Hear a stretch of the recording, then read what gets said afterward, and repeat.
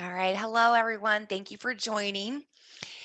Yesterday, you guys took a practice exam, and today's goal is really just to go over that prompt, go over the letter, break it down a little bit, hopefully dry some tears. I know it was a stressful one.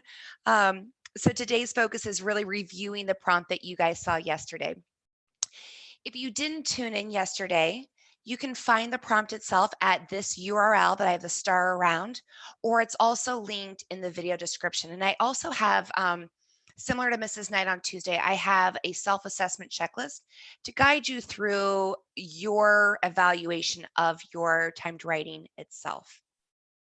So you can access both of those things at this URL. All right, I hope you don't hate me too much. I know that that was a really tough prompt that you saw yesterday. It was a prompt that was released in the early 2000s, but I've given it to my students as a timed writing and an out of class essay. And the exasperated groans, the looks of like, are you kidding me? From my students during a timed writing with that prompt, I imagine that all of you were giving me yesterday, especially when I make announcements like, you should be moving on to your body paragraphs. My students are like, I haven't even finished reading. So I will say though, I think that it's good to give more challenging prompts as we get closer to the exam because it provides exposure to the different types of things that you could see on the exam. And then I also think just from like a stress or an anxiety management perspective, it's good to have those moments of practice of what am I going to do if I don't understand this passage at all. So I think that it's a really good way to help students hope for the best, but prepare for the worst just in case. So if you struggled with the prompt yesterday, please know you're not alone. I'm assuming a strong majority of the students who took it yesterday struggled. If you did struggle, I would encourage you to go back to the lesson number 11. It's the one featured on April 8th. And that's where I think I'm the one who speaks in that video talking about how do you approach the prompt. And it provides some general things to consider doing when you are given a prompt. That might be a good reminder for you. I'm going to go over some of those tips today, but you might return to that video if at the end of today you're like, I still have no idea what to do. One of the tips that I do provide in that video is approaching the passage. When you first get it, you take 3 minutes for the prompt just to analyze it, and then 7 minutes for the passage itself. And I would still encourage this timing, even if you struggled. So even if you're reading the passage and you're like, I need 15 minutes, I would still encourage you just to take the 7 minutes or to keep it really brief because you're probably going to have to go back to that passage anyway when it comes time to writing your body paragraph. So try to just provide or get a brief glimpse into the passage itself so you can start writing knowing you're going to have to go back to the passage itself. Today, I'm going to guide you through the prompts and the passage, and then just in general, how a student might approach, or how I assume a lot of you approach this task, and then give you some clarity. So the prompt itself asked students to do the following. It said the letter below was written in 1866 by the English novelist Marian Evan Lewes, who used the pen name George Eliot, in response to a letter from an American woman, Melusina Fay Pierce. Read the letter carefully, then write an essay in which you analyze the rhetorical strategies Lewes uses to establish her position about the development of a writer. If I were you and I were annotating this prompt, the first thing I would do is write a frowny face or an anxiety emoji or something over the fact that it was written in 1866. You might see a pre-20th century text. That's why Mrs. Knight and I focus so much on the Abigail Adams letter in the beginning, because we wanted to, again, provide you some exposure to texts that aren't current or contemporary. So you can get used to how do I read a text with challenging language. Some students like to take note that Marian Evan Lewes is English, Melusina Fay Pierce is American. And I think that that's fine. I don't know that it's a major factor into the letter itself, though, but some people do notice that in the prompt. Some of the stronger, more astute students might pick up on the fact that she uses a pen name that is male. So it is a female writer posing as a male writer. But I will say that that takes a lot of effort to and understanding to pull that off in your essay. So if you didn't pick up on that or if you didn't explore it, I think that that's fine too. For me, the most important thing that I hope you gathered from this prompt was the task itself. Analyze the rhetorical strategies Lewes uses to establish her position about the development of a writer. And one of the things that I always encourage students to do is to take the task and turn it into a question. In this case, you might have asked yourself, according to Lewes, how does a writer develop, or what is her position about the development of a writer? And to me, that this is the biggest issue with this particular prompt is students don't uncover that piece. And so they're writing their essay and they just kind of keep restating the development of a writer, the development of a writer, without ever really clarifying what her position is about the development of the writer. And that's the ultimate task, is to not just analyze rhetorical strategies about the development of a writer, but about her position and what she's arguing about how writers develop. So I think there are a lot of important details always in a prompt. But in this case, I'd really encourage you to think about, how can I go beyond the prompt? How can I go beyond just what the prompt tells me my task is? The task says the development of a writer. What do I know she's arguing about the development of a writer? So then with your passage, I would assume that a lot of you felt very overwhelmed and you saw a lot of words you did not understand. And I totally agree. And you are justified. But one of the things I hope that you take with you is it's okay to not know every word. Try not to get overwhelmed with that language you don't understand.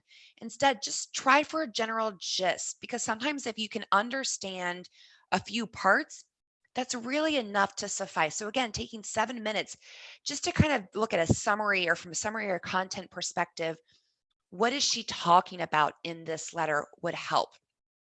And you might summarize the paragraph. So this is how I would have maybe summarized these paragraphs. In the opening, she references how she rarely replies to letters, but she was really touched by this one and felt compelled to write. That's her exigence. The first body paragraph, she's describing writing and how it's really part of the self. It's born from a writer, it comes from within.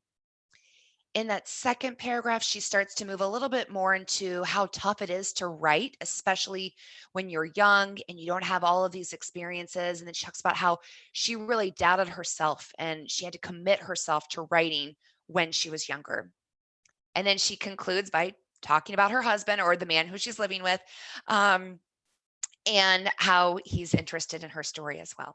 So I think that a good approach, if you struggled, is to not get so hung up on, in the first paragraph, the second body paragraph, my consciousness is not of the triumphant kind, you generous joy on my behalf leads you to imagine, like, that's a mouthful.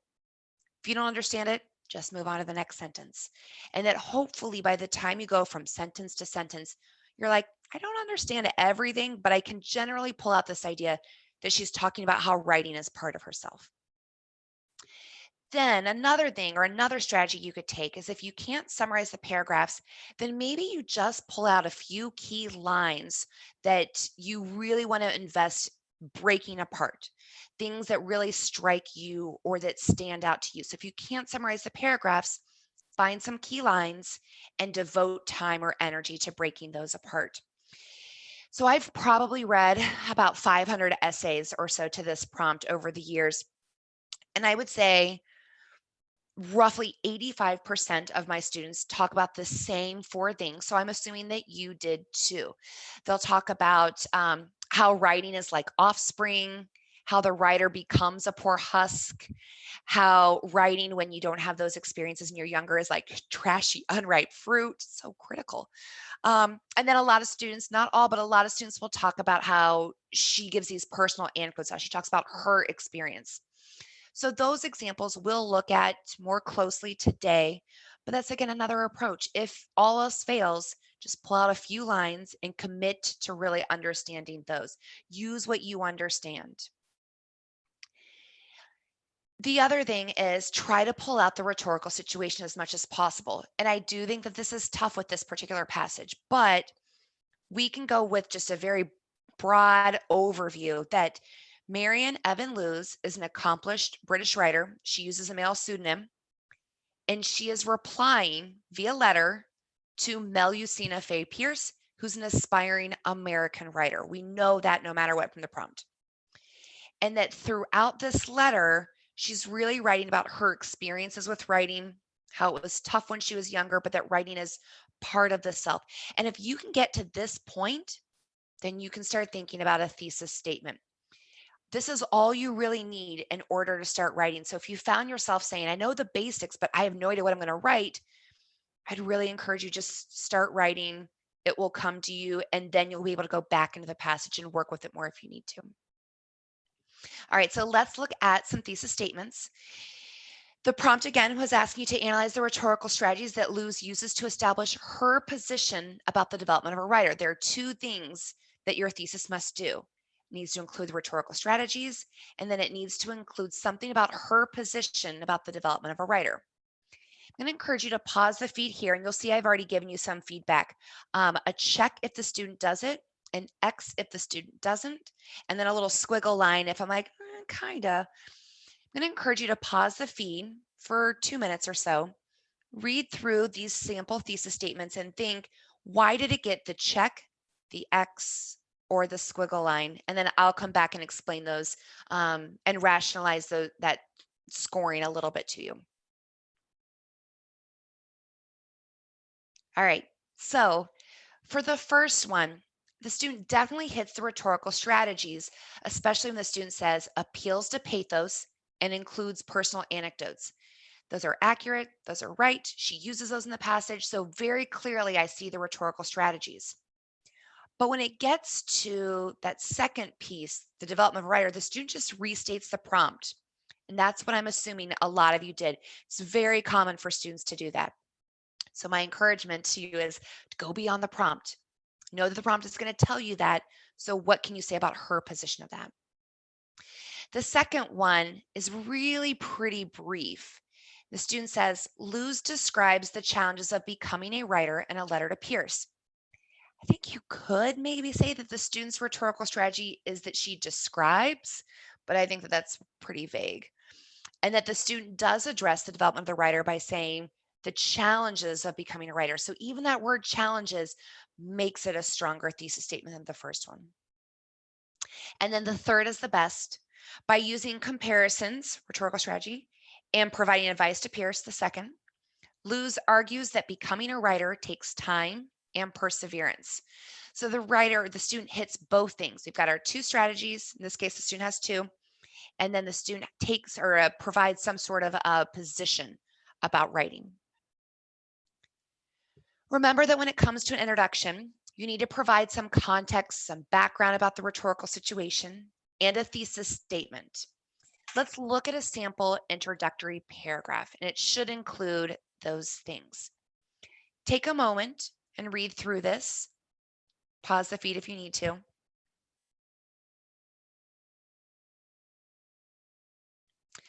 All right, this student has a fine introduction, a good introduction.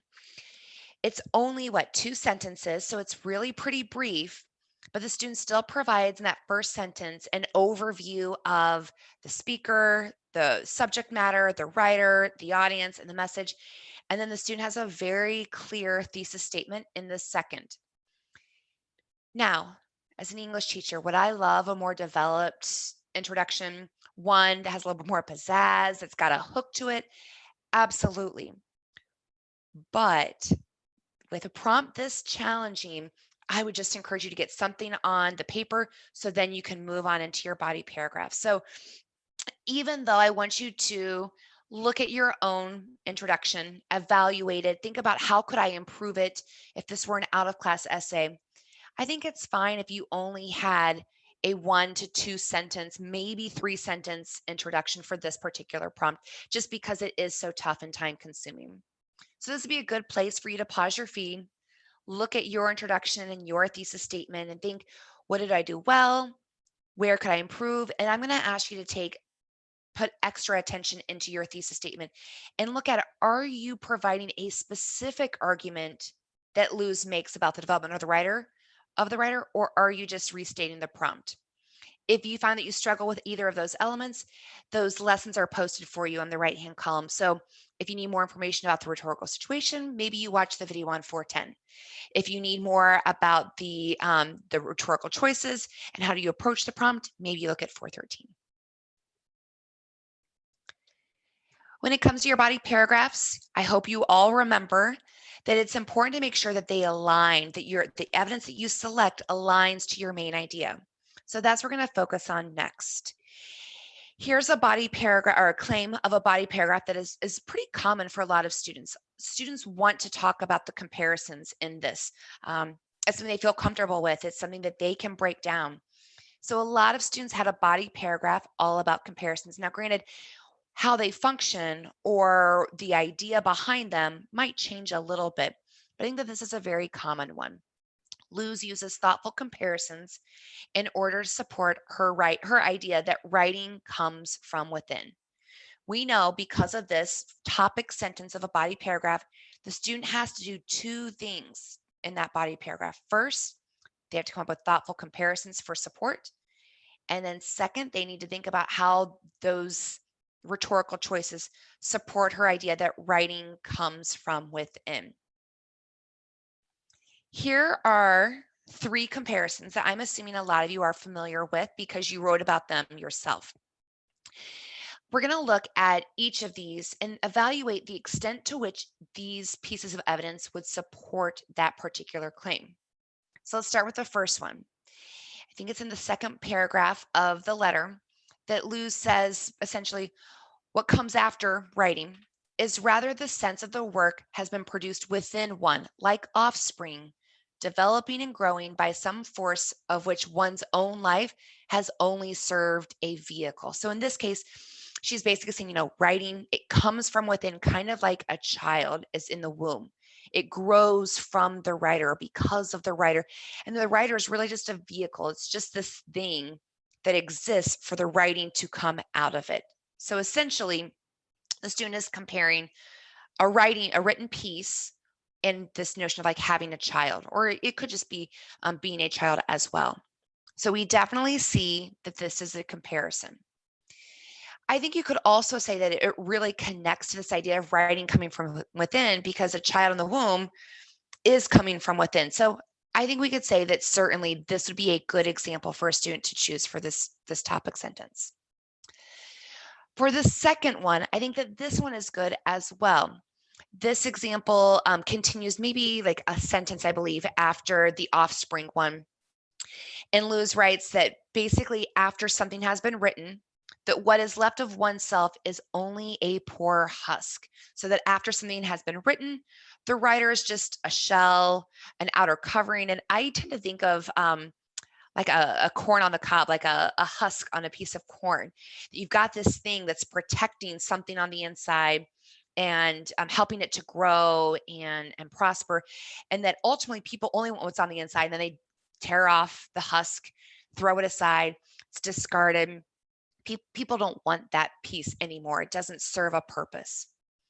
So in this case, again, we definitely see the comparison because she's comparing her body or herself to something that is used to protect and grow the fruit from within. So it definitely connects to both the comparison and that the writing comes from within. This next example is in the third paragraph, and she writes, "It is a misfortune to many that they begin to write when they are young and give out all that is genuine and peculiar in them when it can be no better than trashy, unripe fruit." If we were to summarize this and to look at this particular example, I think it's a great comparison, but I struggle with whether or not the student could connect it to this particular claim. So if we were to summarize it, it's basically saying, or she's basically saying that when people are writing, especially when they're younger, their ideas are nothing more than trashy, unripe fruit, that it's fruit that no one can or should be eating. And she opens it with this notion of the misfortune because it's a shame for anyone to really give themselves to this product when it's not going to be good anyway. So again, the comparison is a great one. She's comparing a written product from young writers to basically fruit that's unedible. So we definitely see the comparison. But to me, the point of this example is really more about how we should wait to write when we are older, which is a great idea, but that doesn't necessarily align with this body paragraph's main idea about how writing comes from within. So if you chose this example and you wrote about it, it's probably wonderful. Just make sure it aligns with what your topic sentence is. It's a great example. It's a great comparison, especially when talking about the development of a writer. But again, in this case, it just doesn't fully align to the idea that the student was trying to prove in the body paragraph. So watch for that. All right, so let's also now turn our attention to a sample body paragraph. We're going to look at, does it support a thesis? Does it have evidence that supports the claim? And does the commentary referencing or explaining how the rhetorical situation comes about? And I will warn you that this did come from a timed writing, but it's a higher scoring timed writing. I selected it because I really wanted to give you a model of what we're striving for in a body paragraph. But your body paragraph might not be as developed or as lengthy, and that's okay. Again, know that I selected a higher scoring paragraph to give you a model of what it could look like. So this student in a time setting wrote, Lou's response to Pierce's words of tenderness explains that it is necessary for a woman to reach a literary maturity before she will produce any worthwhile works of literature. To emphasize this point, Lewes compares the works of a young writer to trashy, unripe fruit. She goes on to explain that it is useless to exhaust oneself before one is able to convey their ideas clearly and consistently. In order to show both empathy and sympathy towards her admirer, Lewes then gives a narrative of her own life, showing the stages she went through before reaching literary maturity. Due to the already intimate nature of the letter, this narration and empathy help to draw the bond between these two women closer. This in turn makes Lou's advice and argument even stronger. By writing on a personal level, a comforting tone develops in which Lewes comforts Pierce, commenting that age and health should not be a detriment to creativity. All throughout this letter, Lewes is encouraging Pierce to continue her pursuit of writing. By relating Pierce's life to her own, Lewes is able to show that they have gone through a similar life and that the end result might be the same. This obviously would be encouraging to an admirer. The student has some great commentary that really connects to the argument. It's useless to exhaust oneself. It shows the stages that she went through. The age and health should not be a detriment. Really helps align to what we see in that topic sentence, that it's necessary for a woman to reach a literary maturity before she'll produce any worthwhile works. So the examples and the commentary really connect back to that main idea of the body paragraph. We also see the student has some wonderful connections to the rhetorical situation, how the advice would impact Melusina Fay Pierce, that it would comfort her, it would draw the bond between these two women closer, the end result might be the same, and that obviously would be encouraging to an admirer. So the student has a lot of commentary, and then that commentary connects to the argument and to the rhetorical situation quite fully. All right, so again, pause the feed, go back and look at 1, 2, 3, however many body paragraphs you had is fine. Look at your body paragraphs and evaluate, do they have a specific claim and does that support my thesis? Does each body paragraph illustrate all aspects of the claim and support the overall argument? Does it connect to the rhetorical situation? If not, maybe you go back and view those videos on 416, 417, 420, and 421. Now, the conclusion, the final piece to the writing should restate the thesis in a different way. It should provide a little bit of a summary, but then move into that bigger picture, thinking about those implications, the so what is this really about? And it should leave a lasting impression, like a compelling image or a striking statement that makes your reader be like, So that's what you want in a conclusion. That's wonderful. That is what good writing should be. However, I think that this prompt was so challenging that I'm assuming a lot of you, if you even got a conclusion, it was really just hitting that first bullet point of summarizing your main ideas. Um, that's something that I think is important for you to keep in mind. Let me show you a sample conclusion. Um, I think having a really great conclusion to this prompt would be challenging to do. So if you did, great. But if not, I would still feel good about your essay and your conclusion, even if it's just a sentence or two. If it's just a summary statement, I think that that's totally fine given the challenging nature of this particular prompt. So here, this student tries to move a little bit into the context, but is really just summarizing by saying, Lewes persuades Melusina Fay Pierce of her controlled and patient writing process by utilizing rhetorical strategies such as diction and figurative language. She demonstrates that patience and maturity go hand in hand as critical skills in literature and in life, both of them essential to a writer's development. It is just fine. And I know I'm a broken record, but I think with this particular prompt, a just fine conclusion is actually pretty good. So again, pause the feed, take some time to read through your conclusion, evaluate if you did these things, evaluate if you moved into the broader context, evaluate if you gave some lasting impression, but don't beat yourself up if you didn't, because I do think that that was a tough prompt. In order to earn the sophistication point, which is the last row of our rubric, students need to demonstrate sophistication of thought and or a complex understanding of the rhetorical situation. And then you can see here, there are 3 ways that you could go about earning that sophistication point. You only have to do one of those 3 in order to earn it. On Tuesday, Mrs. Knight talked about that third bullet point, employing a style that's consistently vivid and persuasive, and how important it is to use transitions and precise language.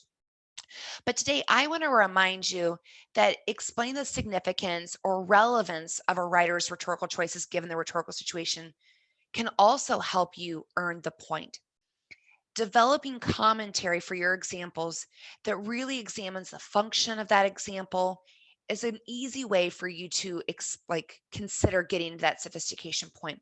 So the more you're thinking about the larger significance of the writer's choice and exploring why it's so persuasive can help you to earn this point. Now, again, it has to be done consistently, not just randomly at one point in the essay, but I do want to give you an example to consider. Again, a very common one that students use was the trashy unripe fruit. We already looked at sample A. You know that sample A is a good paragraph. It's really well developed. We looked at how the commentary connects to the argument, the rhetorical situation. The paragraph is really good. But I wanted to show you what it might look like. The same example could be analyzed in different ways by different students. So looking at the trashy and unripe fruit, sample A just has a very brief reference to it and then moves on. Whereas in sample B, the student says calling the writing unripe fruit is demonstrating that just like the writing that is picked before it is ripe and ready, the fruit, if picked too early, is bland, immature, and not fully developed. Her connection between writing to unripe fruit shows her creativity and maturity in writing and inspires Pierce to not be discouraged if her writing isn't as successful when she is younger. Sample B just explores that example a little bit more. I particularly like that description of bland, immature, and not fully developed. It's a really nice way to capture all of the ideas that Lewes is making about writing. So we are just looking at one example, but I wanted you to see how the more you explore your example and the significance of it, the more insight naturally kind of comes out, which could be one way you can earn that sophistication point.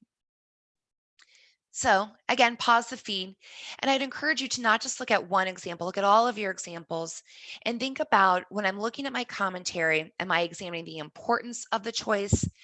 Am I connecting fully to the claim? Am I connecting the rhetorical situation? And that might help you evaluate whether or not you would have earned the sophistication point.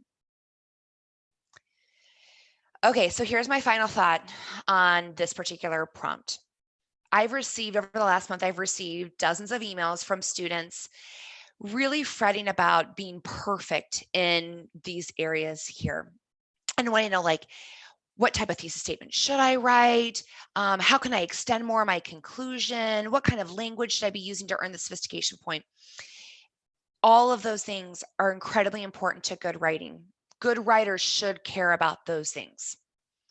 However, in a timed setting, especially with a really challenging prompt like this, the most important thing I can stress to you is spending time on your body paragraphs, because that's where the bulk of your points are coming. So if you are one of those individuals who has been stressed about the type of thesis statement to use, or how am I going to organize my essay by choices, by ideas, by strategies, by shifts, I would encourage you on the day of the exam, if you get a prompt like this, just try to understand the basic premise of the passage, slap down a quick introduction, and then really devote time to your body paragraphs. And if you have your window open and you see that you only have 7 minutes, so 2 minutes to write and then 5 to submit, I would just slap a really quick 1 to 2 sentence conclusion and then start the upload process with 5 minutes to go. If you're going to worry about something, worry about your body paragraphs and the evidence that you're providing in them. And does it align to the main idea, the topics into that paragraph? Are you really analyzing the choice and connecting to your argument and the rhetorical situation? That's the most important thing I can stress. And then my parting words: if all else fails on May 20th and you do not understand the passage at all, just keep calm and rhetorical situation on. Just on your notes page, try to list out those elements of the rhetorical situation, and you will feel more confident about the passage, even if you can't answer all of those elements, the speaker, the message, the audience, the context, actions, all of that. But if you can start to identify some of those elements in the rhetorical situation, that should be enough to help you to start writing. I know some teachers have used Space Cat, some have used Soapstone. Here we've just kind of preached the main elements of the rhetorical situation. But on your notes page, maybe the day before the exam, you even list out what are all those elements of the rhetorical situation, get the passage or the prompt, and fill it in as you go. And I think that that will make you feel a lot more confident and assured that you can start writing and figure the rest out as you go. Tomorrow, Mrs. Knight and I will both be here for a dual performance. Get excited. We're going to be going over some last minute tips and strategies and just talking about our favorite things when it comes to the rhetorical analysis, because yes, we're losers and we love the rhetorical analysis. So we'll be doing that tomorrow. But I wanted to give you just a few more reminders from College Board, especially when it comes to how to write and how to submit your piece. So you know that you have 3 options. One is to have 2 windows side by side, have your prompt and the timer in one window, and then have another window open with a Google Doc, a Microsoft Word, or a Notes, something like that, where you're typing your response. And then you can copy it and paste it directly into that space provided through the AP platform. Don't forget to include your AP ID and your initials at the top of that response. That too is something that you could start before the exam even is available or opens. And if you need your AP ID, that's located in AP Classroom. The second option also involves 2 windows. Again, one window where you've got the prompt and the timer pulled up, the other with a Google Doc, Microsoft Word, or Notes. You will type again with your AP ID and initials at the top, but instead of copying and pasting, you're going to save that document and then you're going to attach it to the AP platform. Remember that Internet Explorer is not a viable option. So Chrome, Firefox, Safari, or Edge would work there. And then the third option is if you are handwriting your essay, make sure again, you have your AP ID and your initials and page number at the top of each sheet, no more than 5 pages total. And again, you can do that before the exam even starts. Make sure you're writing your response clearly with a dark pen or pencil. And then when you see that you've got 5 minutes remaining, then you're going to want to take a photo of each page and upload them. And I do want to give you one more tip that I have a star next to here. If you're going to go that route, it makes the most sense for you to access or use your e-ticket to access the platform on your smartphone or tablet. So just keep that in mind, that if you are using your computer, it's kind of hard to take a photo of the image of your handwriting and then upload it. So don't forget about that. And then when you go to submit, here you can see what that might look like for each of the options. Wait on screen until you get a message that confirms your exam has been fully loaded before you close out your browser or turn off or restart your computer. So wait, even if it spins for a little bit while transferring, leave the window open and wait until you receive a message that says your AP exam is complete. If you do not receive that, then you can see here with the last bullet point to go to cb.org/request makeup, explain what has happened, and request an e-ticket for the June makeup date. There are 5 things that you can do to get ready for the AP exam. First, make sure you're trying that AP exam demo. It's fantastic, and it's such good practice of the different ways in which you could be writing your piece. So practice that. Complete the exam day checklist that asks you to find what is your AP ID number and all of that stuff. You can also confirm your email address in AP Classroom to make sure you're getting the emails from College Board. 2 days before your exam, you will be able to access your e-ticket. It will be emailed to you and again, available in your AP Classroom. And then the day of, just make sure you're checking in 30 minutes earlier than when it starts. And here are some important links that might be helpful for you. Again, especially that demo site. I have a star next to it. I'd really encourage you to play around with it multiple times just to get that practice in. All right, Mrs. Knight and I will see you tomorrow. It's our last session tomorrow, so I hope you all tune in. And again, we'll just provide kind of like an overview and some last minute tips. Have a great day.